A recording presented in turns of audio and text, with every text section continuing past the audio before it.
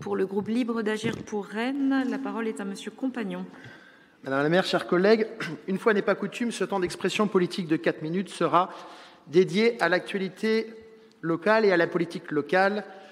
Et celle-ci va faire un écho à celle de notre collègue Carole Gandon, sans concertation. Il y a quelques semaines, Rennes a fait la une de l'actualité. Elle l'a fait 2 fois d'ailleurs, les magnifiques résultats du Stade Rennais et les grands problèmes de circulation. Mais je ne vais pas commenter le résultat d'hier, mais plutôt de m'arrêter ce soir sur la dernière actualité, les embouteillages à Rennes et sa périphérie, le traitant d'une manière légèrement différente. Sur toutes les chaînes nationales, l'information a tourné en boucle. Rennes est la ville la plus embouteillée de France en septembre. Puis très vite, une autre enquête, une autre polémique met en question cette affirmation de Rennes, première ville embouteillée de France. La question n'est évidemment pas de savoir si Rennes est première, deuxième ou troisième, mais de savoir que le volume d'embouteillage n'a jamais été aussi important sur Rennes. Et la source n'est pas subjective, elle n'est pas politique, car c'est la DIRO qui l'affirme. Rennes n'a jamais connu autant d'embouteillages que ces dernières années, ces dernières semaines. Après ce constat, Rennes, première ville embouteillée, très vite la question est posée. Pourquoi y a-t-il autant d'embouteillages à Rennes? Tout le monde y est allé de son commentaire et de son explication. Reprise de l'activité post-confinement, égoïsme des usagers qui continuent de prendre leur voiture, irresponsabilité des entreprises qui n'encouragent pas assez au télétravail. Je ne suis pas sur les raisons qui viennent d'être évoquées tout à l'heure. Voilà les raisons évoquées par différents représentants de la majorité dans différentes interviews. Mais une raison n'a pas été mise en avant, une raison n'a pas été évoquée dans les journaux et dans les déclarations, c'est la volonté même de cette majorité de créer des bouchons et des embouteillages. Je dois toutefois, je suis super content que ça vous fasse rire, je dois toutefois corriger très sensiblement cette information. Car Mathieu Teurier a le mérite, c'est une vedette ce soir, a le mérite de l'honnêteté. Il a le mérite de l'honnêteté car lui, il a affirmé dans un mensuel connu des Rennais que oui, il assumait de créer des bouchons. Il a le mérite de la cohérence. À l'heure où des experts, des modèles urbains et des mobilités travaillent actuellement partout dans le monde à l'amélioration des flux de circulation, à la limitation des freinages, notamment à l'aide de l'intelligence artificielle, à Rennes, la majorité travaille à créer des bouchons.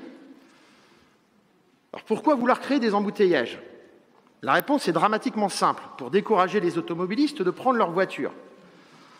Sans aucune distinction d'ailleurs de celui qui peut s'en passer et de celui qui n'a pas le choix. Car oui, n'en déplaise à certains, certaines personnes n'ont pas le choix.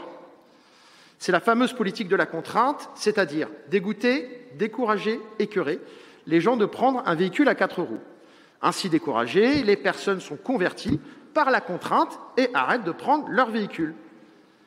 Si cette politique de la contrainte peut fonctionner et doit fonctionner très certainement sur une population, elle peut engendrer 2 résultats catastrophiques pour la ville. 1.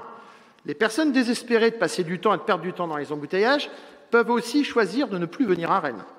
Je pense à ceux qui viennent pour des consommations de loisirs, restaurants, achats, mais également pour les rendez-vous professionnels et les artisans. La dernière étude de l'ARS sur la désertification médicale en cours à Rennes, notamment pour les dentistes, le prouve. Je suis super content que ça vous fasse encore rire. La seconde conséquence, vous en avez entendu parler, en fin de semaine, et ça c'est beaucoup moins drôle, c'est l'allongement du temps d'intervention des véhicules de secours. Celles et ceux qui échangent avec les personnes en charge de nous porter secours, comme les pompiers, les ambulanciers, les policiers, le savent, puisque ceux-ci nous le disent depuis quelque temps. Mais la semaine dernière, c'est un syndicat de policiers qui a joué son rôle de lanceur d'alerte en attirant notre attention sur le résultat de la politique agressive de réduction des voies de circulation. Ils disent que leur temps d'intervention a doublé et même triplé en fonction des horaires. Ce qu'ils demandent, c'est que les véhicules prioritaires soient pris en compte dans la réflexion et l'aménagement des voies de circulation.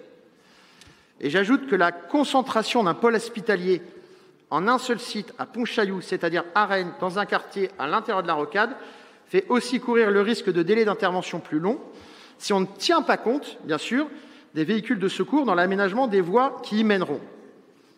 En effet, le vélo n'est certainement pas le véhicule approprié lorsque le SAMU intervient sur un AVC.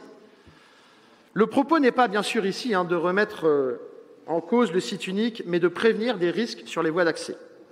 Chers collègues, enfin, à l'heure de l'avènement des véhicules électriques et de l'arrivée de l'hydrogène, qui, je vous le rappelle, sont des mobilités zéro émission de CO2 et extrêmement faibles en particules fines, je crains que votre politique en matière de mobilité soit à l'image de vos propositions, en tout cas de celles de vos prédécesseurs, sur le nucléaire dans les années 70, anachronique.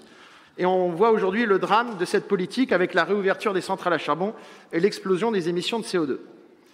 C'est la ville de demain, chers collègues, que nous devons collectivement construire en anticipant et en encourageant les projets techniques et industriels en matière de mobilité. Incitation et aménagement pour les mobilités électriques ou les mobilités propres, R&D et installation des premières bornes à hydrogène, utilisation de l'intelligence artificielle sur les feux, sur la gestion des feux et sur les congestions. Voilà un exemple de ce que nous proposons. Et effectivement, la mutation des lignes de production de PSA à la Jeannet en est une très belle illustration.